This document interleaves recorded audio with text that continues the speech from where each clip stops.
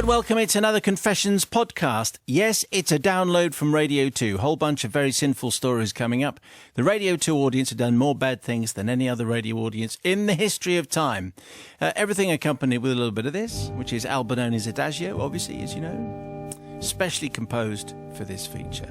This week's concise collection featured tales which had these titles: Hey Mickey, Talk of the Town, Hall, Say My Name, and then Higher and Highness. Well, it's a fine selection, and here they all come. Father Simon, 25 years ago, 25 years on from my deadly deed, my husband still hasn't forgiven me. So I need absolution from your team and listeners to move on with my life, which has been sadly guilt-ridden. So an awful lot is riding on this. It began when I bought a small television to perch on top of our wardrobe so that we could watch TV in bed. Hubby thought this a nice idea, so set about locating an aerial cable in the loft, because that's what you did in those days, and then trailing it through a hole he then poked out in the ceiling coving. I was less than impressed with his handiwork, to be honest. The telly was picture perfect, but the 2-inch round hole didn't look very nice. And what about spiders and things crawling out from the loft into our bedroom? I'll never sleep, I complained. Things, look at the size of that hole. It's only there for a cable. Look what could creep through that. What about mice and rats and spiders and demons and things from another dimension? Yeah. They could easily come through that hole that you've made. Correct. My rants fell on deaf ears for weeks as I resorted to stuffing the hole with anything I could find, which of course just fell straight through into the cavity behind. My objections degenerated into pleading, barbed criticism, and finally the death knell to matrimonial tranquility, nagging. It was while I was shopping at a local market, a light bulb moment came upon me. I spotted a rather motley joke stall, where they sell soap that turns your face black and whoopee cushions that never work. Nice to be back in the joke store department. And there, amongst the bizarre collection of schoolboy pranks straight out of the Beano, was a very realistic, slimy-tailed, dark grey rubber mouse. Some things just have to be done, Father Simon, and I purchased said mouse for 35 pence. So while hubby was in the bathroom that night, I carefully positioned Mickey, as I was calling it, with great originality, positioned Mickey on the wall with blue tack, just below the coving, looking as if he had just crawled out of the hole, and with his slimy tail just curling inside, a masterpiece of ingenuity. Switching on the TV in readiness for the midnight movie, we settled down with our cocoa, with me practically bursting in the hope that my husband would spot Mickey and get the fright of his life. Then, as the scenario went in my head, he would have switched on the main light, examined the mouse, and we'd all have a jolly good laugh at my very clever little joke. It was not to be. 10 minutes into the film, the adverts came on. Husband stretched, looked away from the telly, and spotted Mickey lurking in the corner in the semi-darkness. I couldn't actually see the blood drain from his face, but I swear I heard it. My husband... This is information which comes quite late in the day, I have to say. Okay. My husband, like me, suffers from musophobia, which is a fear of mice. Oh. I did have to look that up, by the way, says Sandy. Which is kind of relevant to the whole thing, really, you would imagine. Speaking in an uncharacteristically low, calm voice, he said, "Do something for me. Don't argue. Just go downstairs quietly, okay?" "Why?" I said. "I don't want to go downstairs. What for?" "Just do it," he hissed angrily, trying hard not to smirk, and with fake flouncing, I left the room and swiftly put our 2 teenage boys into the picture. Convulsed in giggles, we tumbled downstairs clumsily and sat in the lounge to wait for my husband to appear, probably groaning and fessing up about being fooled. Well, that didn't happen either. Instead, he headed straight for the understairs cupboard.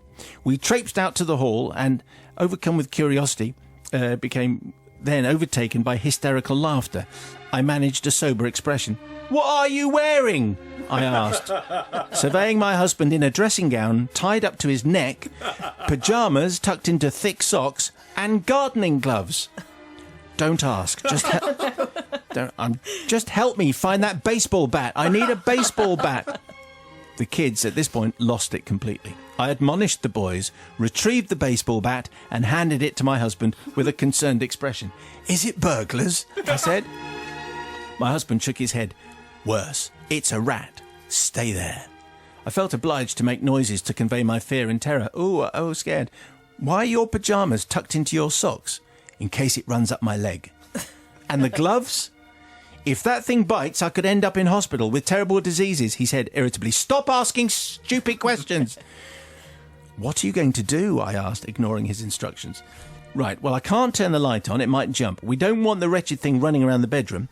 I'm going to balance on the corner of the bed, bash it with the bat, grab it while it's in shock and hurl it out the window. That's my action plan, he added with the grim determination of a Marine commando. He'd always wanted to be one of those.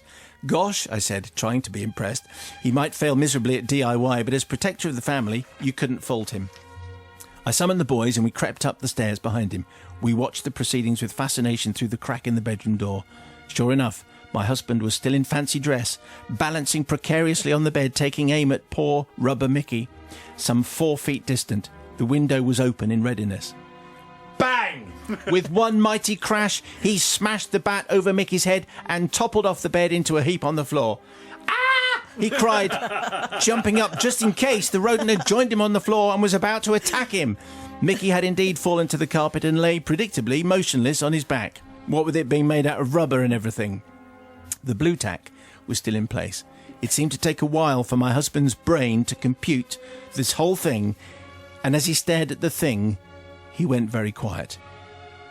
It's time to go, I said to the kids, who vanished into their bedroom, doubled over in laughter whilst I locked myself in the bathroom, doing my best to control my hysterics. Oh, Father Simon, the language. Oh, the banging on the door. I don't know what on earth the neighbours thought. It's taken a long while to placate my furious husband and for the household to return to anywhere near normal.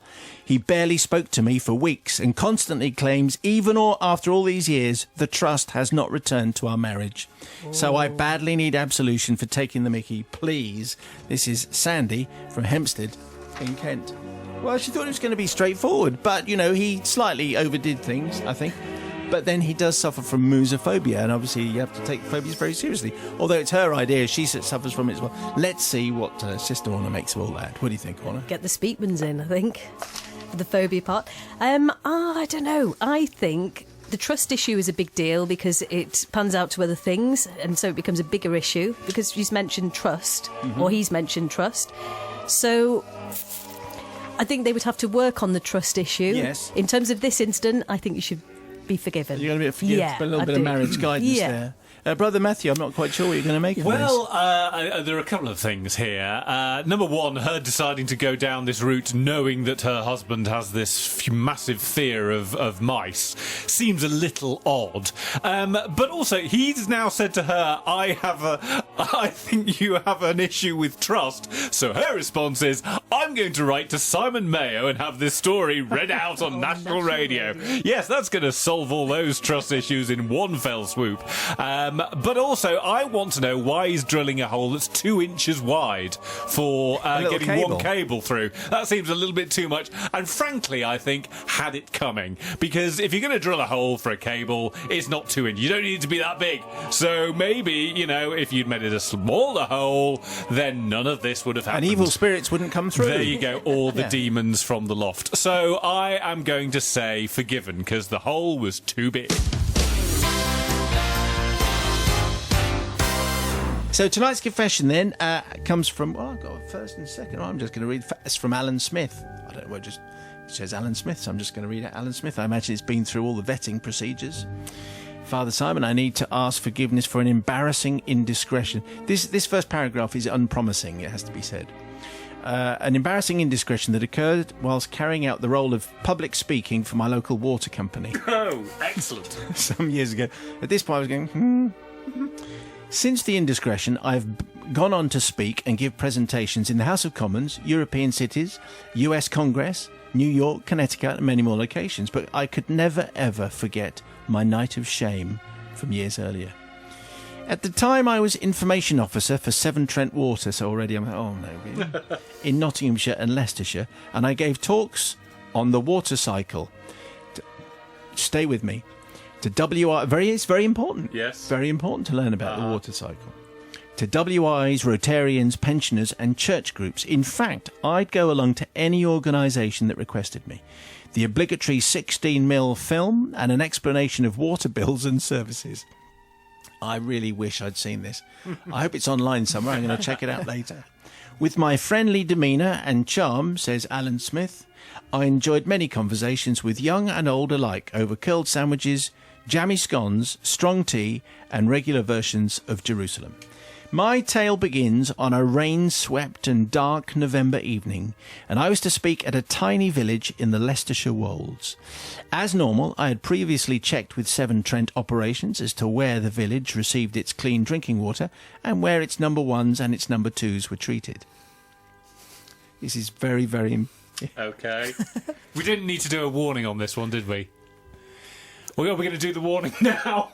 I think that's basically that's as bad as it gets. That's right. the worst moment. Okay. Sort of been Good. and gone. But I suppose you had to do that if there's a Q&A afterwards. Yeah. Can I just ask you, Mr. Smith? So he'd know. Anyway, he says, my trusty, although heavy, 16mm projector and awkward, independently minded projector screen were loaded in the car, and with my white shirt donned and tie straightened, off we went.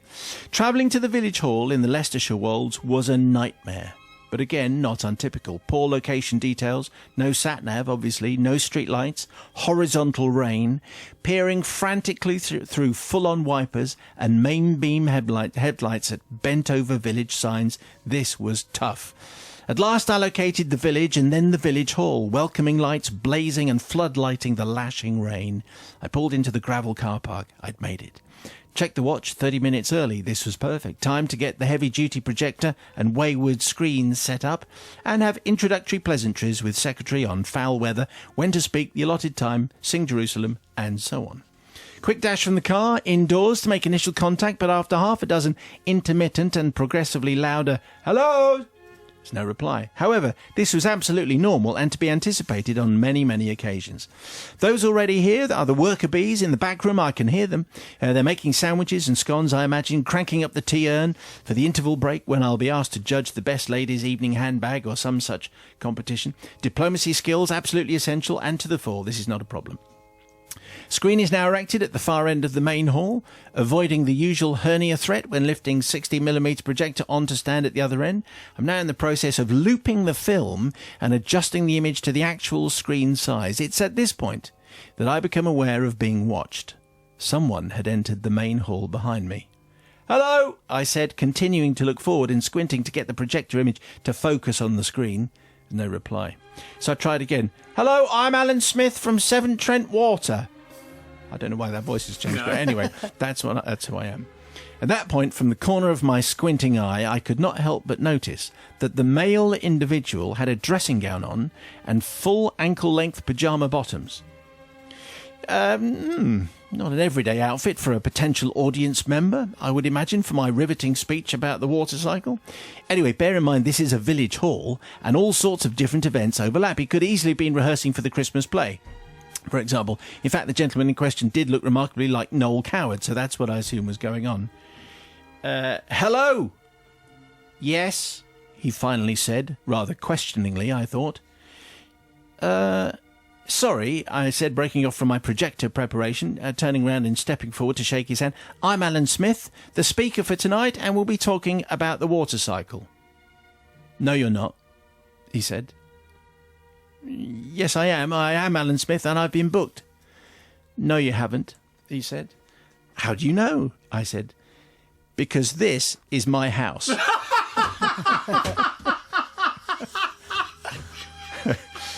At that point, the projector, which I'd left running, boomed out the music and opening titles of Water for Life, which was the main feature. Somewhat clumsily, I shouted over the sound, Is this not the village hall?"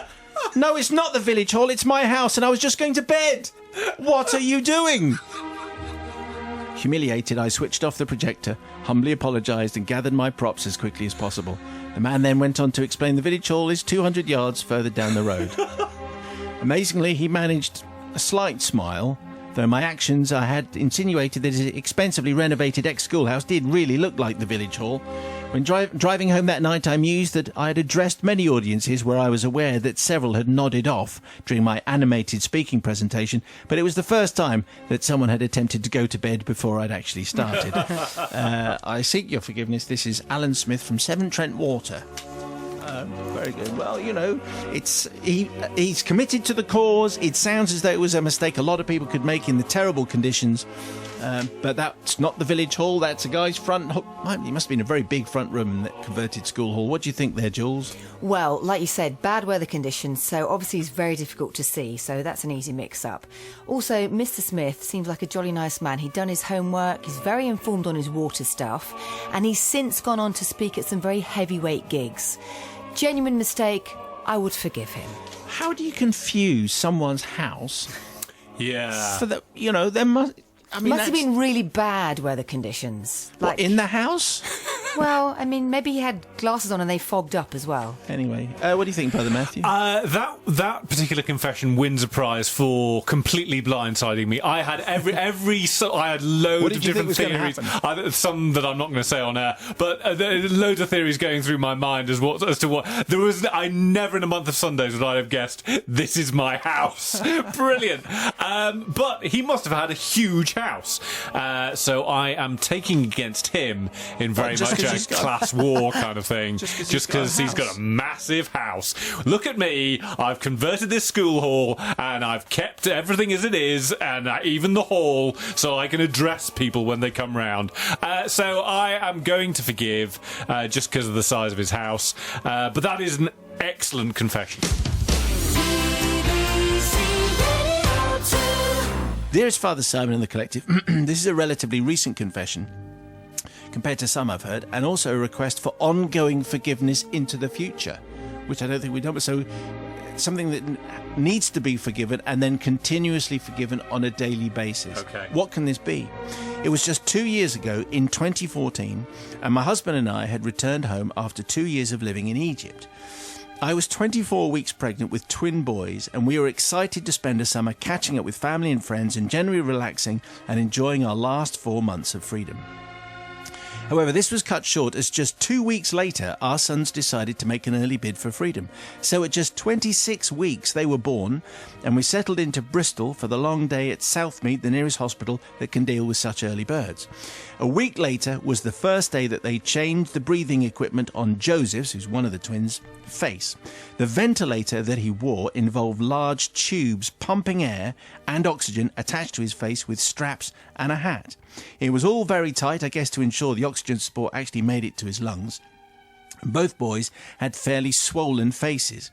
So when the nurses removed all the equipment to apply a fresh set, they allowed us a few minutes to gaze lovingly on our newborn's face for the very first time. Of course, we were both thoroughly overjoyed and excited and incredibly in love with our beautiful boy.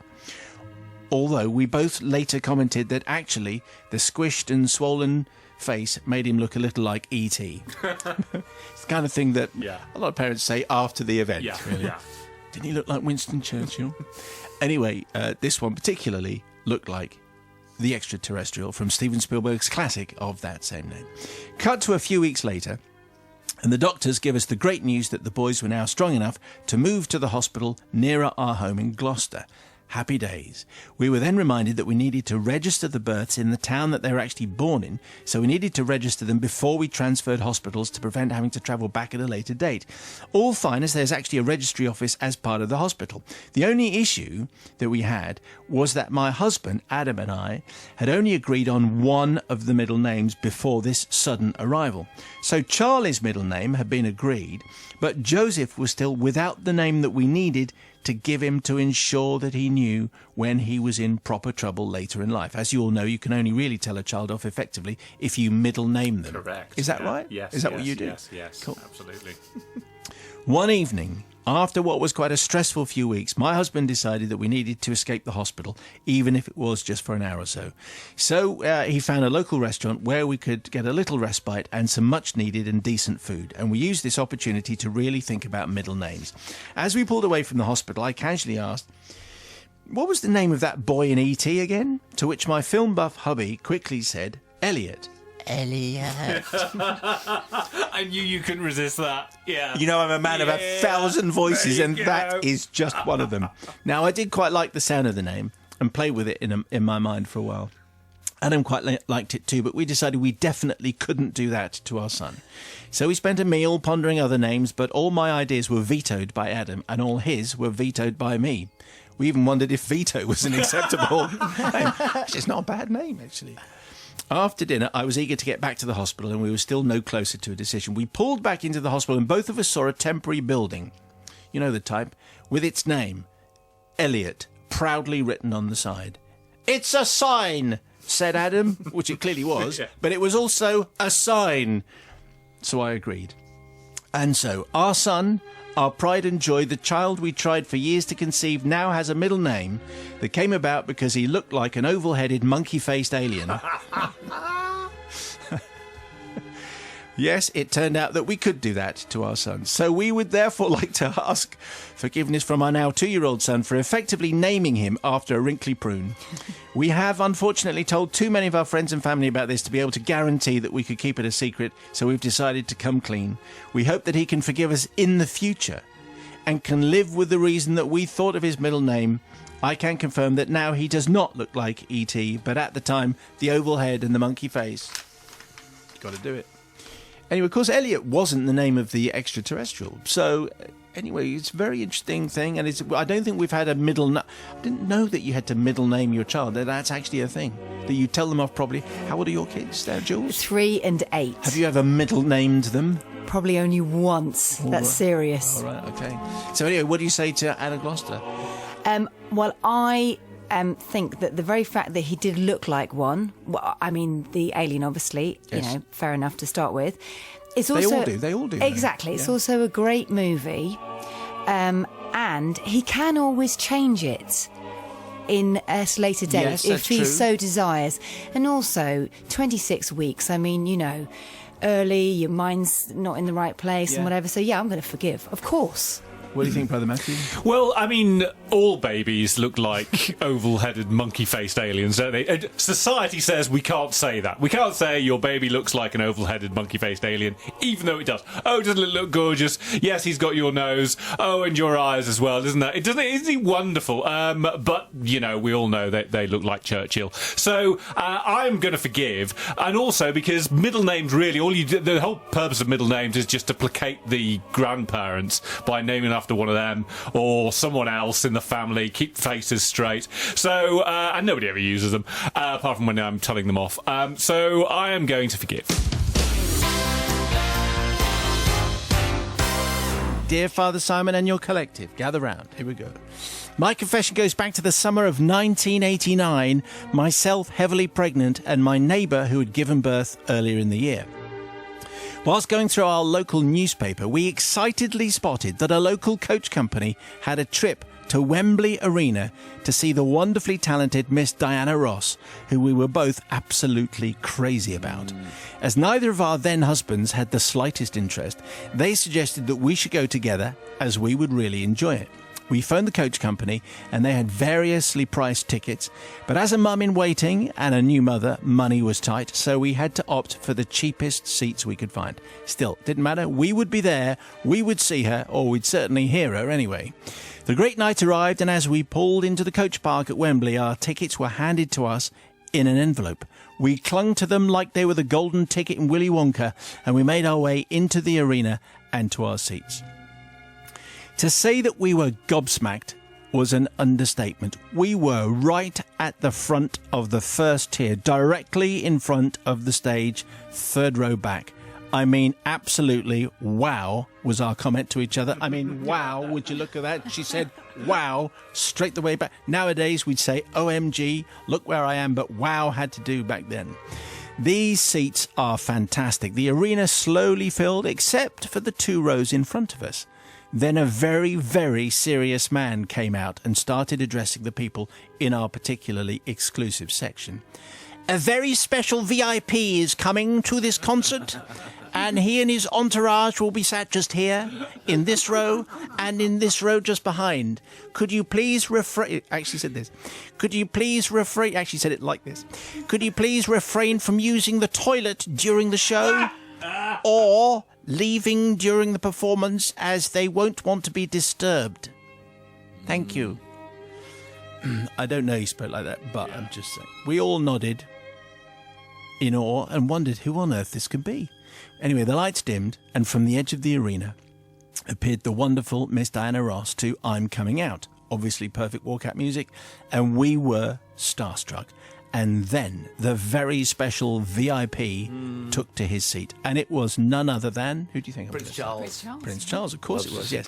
Her Royal Highness, His Royal Highness, sorry, Prince Charles and guests. After the initial OMG, it's Charlie Boy, which is what everyone was saying, ran our part, we settled down to enjoy the concert.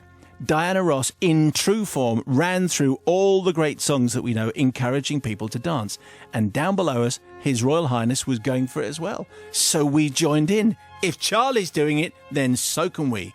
After several songs, sweat dripping from the brow, but determined to enjoy every moment, I was tapped on the shoulder, and a rather stern-looking bloke in a cardigan said, "Not everyone can dance all night. We want to see Diana. Sit down."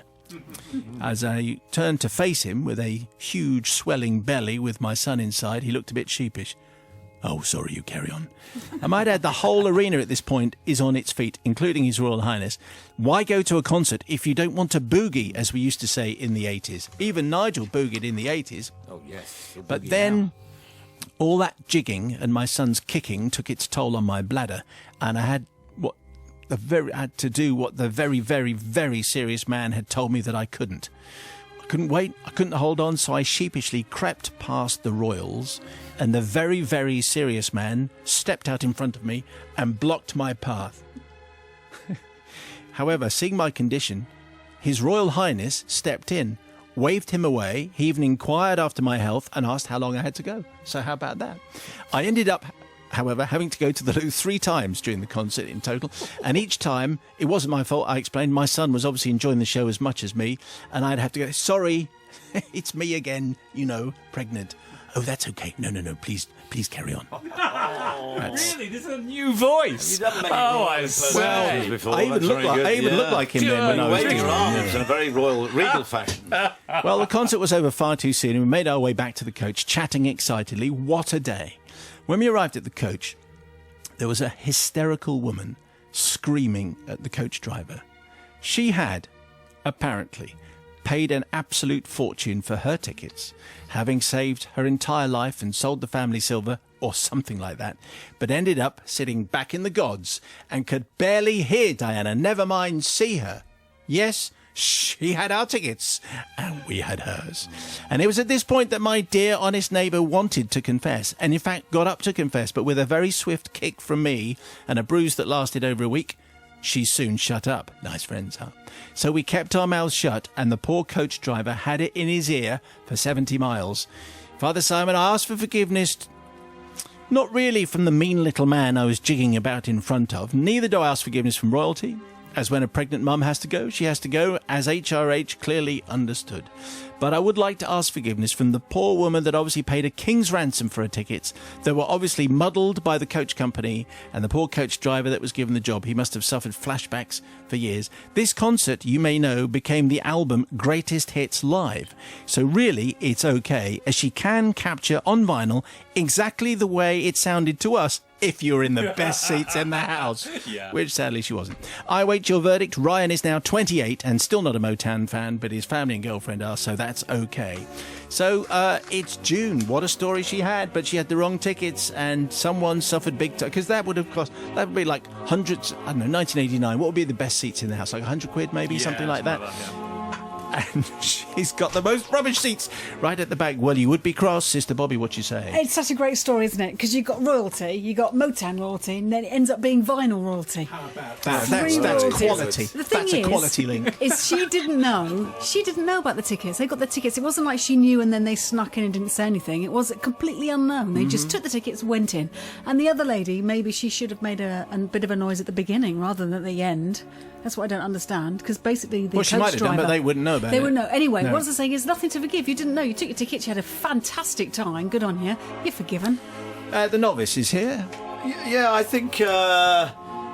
The royal wee because she went for 3 of those, didn't she? So she obviously got to know him quite well. He was but it working wasn't on her that for a while. fault, and I hope. But the woman would have got some recompense from the coach company. If she paid a fortune for the tickets but didn't sit in those seats, it was up to them to pay the difference to her. And I would have convinced that would have been happening. I think Prince Charles came out of it in a very fine Yes, light, very good. and so did June. And the only downside is that Ryan is not a Diana Ross and the Supremes fan. But definitely forgiven. Forgiven for you, but Brother Matthew has yet to go. Yes, this is clearly a problem with the system, isn't it? There's a problem with the system of the coach company doling out tickets willy-nilly without realising that some tickets will be worth more than not. And so June has nothing to be forgiven for there. And actually saying something at the time would have solved nothing. The woman at the front of the coach would still have been hacked off that she got the rubbish seats, and it would have only caused a chain reaction. Chain reaction. Boom. For the rest of the journey. So I'm going to forgive. Well, they were this week's confessions. Pretty good bunch, I think. If there's anything that has sparked a thought, maybe you could write your own confession. You can send it in. Got our own email for that, confessions@bbc.co.uk. More confessions in a week, and you can, of course, listen to all our shows from the last 30 days on iPlayer. I know. Can't beat the Eider Duck, can you? Excellent. David Essex came in on Monday discussing his new novel, which is called Faded Glory, and his final tour, and playing for the Craze with Dudley Moore. A 70s Tunes Day on Tuesday, part of the BBC's My Generation 70s season. Wednesday's show saw the start of a new feature. We're just doing 4 of these. Desert Island Books with Marion Keyes telling us about the books that mean the most to her. And on Thursday, Nigel served up Catalan beef stew with chocolate. Really? Details on our Radio 2 website. Just head for the episode page for Thursday. Toggle down. Eventually, you'll hit the recipe. Anyway, if you get this far in the podcast, because most people have bailed out ages ago, tweet me meeting the boss. That'll be fine. Have a good week. Say